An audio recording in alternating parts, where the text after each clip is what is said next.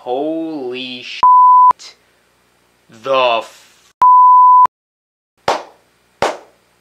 Alright, so I had a plan, if you watched my video yesterday, that I'm doing Avengers movies all this week, reviewing the movies leading up to the Avengers. And today, in 2 videos, I was going to talk about Iron Man, my most anticipated movies of summer 2012. And now, I'm going to have to add another video to that, because this holy crap thing just, what? Okay, so this morning, I'm in the shitter, right, as we all are in the morning. And I think to myself, I got a couple extra minutes, I did my routine pretty fast this morning. I'll whip out my iPhone, because that's what we all do, it's relax. I'm searching around, and I'm on the FB, and I see this status by Chris Stuckman. Yes, Chris, you're in my mind when I'm taking poops. What are you gonna do? Anyways, I see a status, and he's like, I was sick in the Dark Knight, and then I was like, oh my god, I go try to find it, online, and then, boom! And so I'm sitting there, and I'm thinking, I should wait till I get home to watch it, so I watch it on my computer, but I'm like, no, I can't. I pull my app on my earphones, and I'm like, and holy crap! Okay, so the first teaser trailer, yes, it definitely succeeds at being a teaser. Definitely gets you going.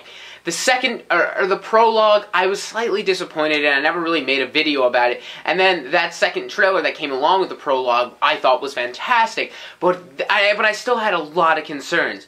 And this trailer, let me tell you, I mean, I don't know why you would be even watching this video if you haven't seen the trailer yet. I'll link it anyway, just in case you're crazy enough to not have seen it yet.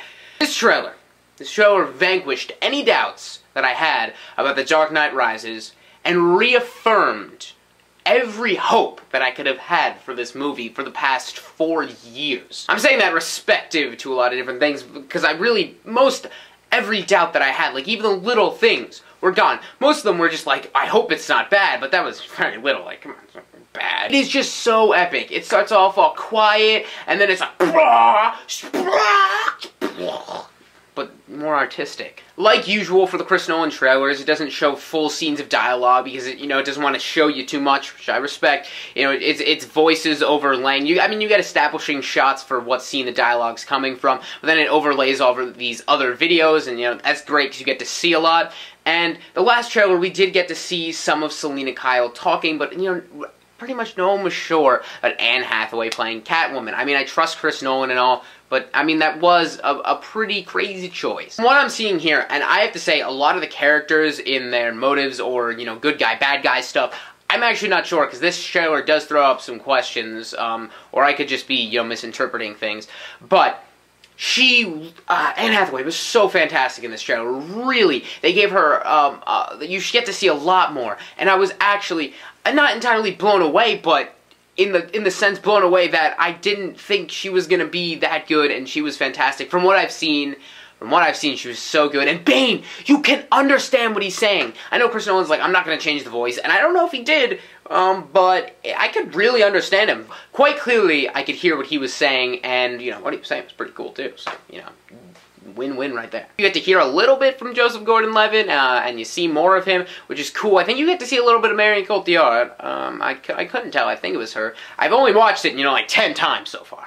Because when I got home, it was right up on there, and even throughout school. Still, probably the coolest part of any of the trailers, except for, the Joker, is Alfred, because Michael Caine just has some of the best lines, and his delivery is so perfect. He just makes these movies so much better, and you get to see some Jim Gordon, who doesn't love some Gary Oldman in there, and yeah, Christian Bale. I mean, I feel like I'm not mentioning Batman. Christian Bale just fantastic. I mean, some of the way that Chris Nolan creates trailers is so amazing. There is so much excitement wrapped in, and the trailer's like 2 minutes, 15 seconds, I think, which is really short, I feel like. Usually they're closer to 3 minutes. I think he's just trying not to show too much, which I'm totally fine with. The trailer's just so epic, and that's what Nolan does. I mean, he takes these lines of dialogue with or without context, and sets up these scenarios, and it has your mind working, and this trailer is almost apocalyptic, or a disaster movie of sorts, from, certain shots that you see. The environment of the trailer is so tense and moody.